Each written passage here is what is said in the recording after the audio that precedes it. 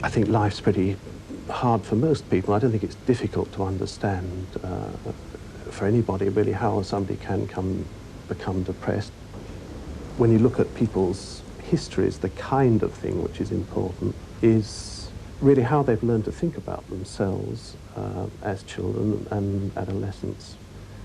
The kind of confidence the self-confidence that they've managed to develop largely through relations with people who are important to them, like parents and so on. If you start off with a very favourable kind of upbringing in terms of relationships of that kind, I think you're less likely to be got down by life's the things it can throw at you later on than if you have very little belief in yourself. But even then, I mean, life can be very brutal to people, and nobody I would have thought was immune from suffering depression at some time or other. What it's important to realise is that people haven't, as it were, got some kind of fatal flaw or weakness inside them in some way which makes them especially prey to some kind of disease which is likely to strike them down. But that certainly some people are more sensitive and perceptive than others and hurt by things that happen to them, and in a sense less sort of heavily armoured, and that's not necessarily a bad thing. And it's a shame if people feel sort of responsible for somehow being slightly kind of not up to standard, because I don't think vulnerability in that sense is really an issue. But of course, the world's much unkinder to some people than others, and how vulnerable you are is going to depend to a large extent also on what's happening to you. Though one might think that family and friends were likely to be the most helpful source to turn to, of course, often those are the people who find it most difficult to help, partly because they're often implicated in the situation which is making the person depressed, partly because it's so worrying and frightening for them that it's very hard to keep a certain kind of objectivity or distance from it. So although, of course, people do get enormous comfort and help from their friends and their families and their husbands and their wives and so on, where that becomes too great a strain, then I think it's entirely reasonable for people to feel that they need to turn to other sources of help. If one's going to think about what one does about the really widespread incidence of psychological and emotional distress of all kinds in our society, we've got really to stop thinking of it in terms of the individual's problem, some form of illness or weakness inside the person, and begin to think much more carefully about the kind of society in which people are located, because that's where the damage is done.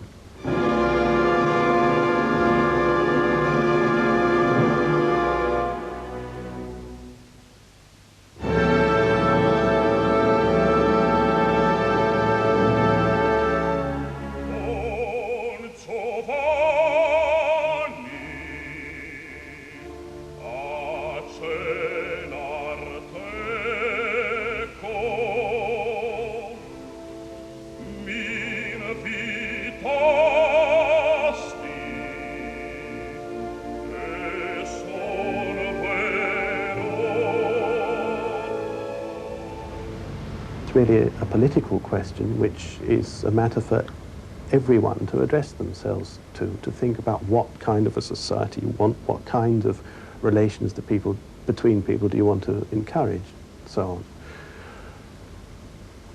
That's very hard to envisage that happening. It's, I think, especially hard to envisage that happening at the moment because we seem to be bent on a very privatizing course, one in which we don't want to think about the issue of how people live publicly, so to speak, together. What people are concentrated on is personal feelings, private gain, personal satisfactions, personal relationships. All our effort goes into thinking about how you maximize those kinds of advantages and so on. I think the issue then becomes one of turning away from that kind of lust for personal satisfactions and gains, and thinking about recreating a kind of public space in which people can live, and one which is beneficial rather than harmful, essentially. Psychotherapy achieves can roughly be divided into three different things. The first I would call clarification or demystification. That is that by talking to the therapist, the person's able to work out actually what the problem is, and that's often a very important part of getting to grips with things.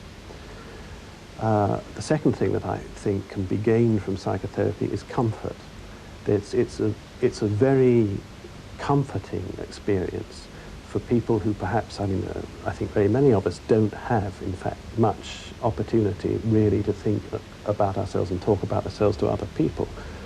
Psychotherapy often provides an almost unique situation in which people can have the attention, the undivided attention of somebody for an hour at a time, sometimes. And that can be enormously relieving and comforting in the sense of getting things off your chest. The third thing, I think, is encouragement, that the person, having established what the problem is, having established a relationship with a therapist in which they've felt accepted and able to talk and comforted, etc., is then able to think with the therapist about what they're going to do about things, what needs changing. Now, all those three things can be actually very valuable for people, and I think often very much more valuable when thinking about the kind of world you've inhabited and what's happened to you than, say, drug treatments or other kinds of physical treatment. There are quite specific difficulties sometimes with some aspects of therapy. For example, the comfort aspect can become addictive, in a sense that therapy can become the only place that somebody can go to feel all right, and then it becomes very much like taking tranquilizers or something. I think when it comes to encouraging people to do something about their situation, the danger there is that they may not have the resources with which to be able to do anything about it. You need quite a lot of freedom for maneuver. You need relationships with people which you can alter. You need often straightforward material resources like money and so on. To be able to do things, you need certain kinds of social power. It's much easier if you're a boss than if you're at the bottom of the heap of employees and so on. So you have to think what room for maneuver in the world has the person got, and not everybody has. So one has to think very carefully about what therapy can achieve, and not just regard it as a kind of panacea, I think. All you can say is that you hope that people will get the kindest, most helpful reception they can from those around them and from the professional people involved in trying to help them. And that, of course, is some degree of comfort, at least. But beyond comfort, for many people, perhaps there isn't a lot that you can do. And I think that one needs to take that seriously, and it's taking that seriously which leads you to think about the nature of the society that we live in and what you're going to do about that, because in the long run, that's the only way of fundamentally making any difference to these problems.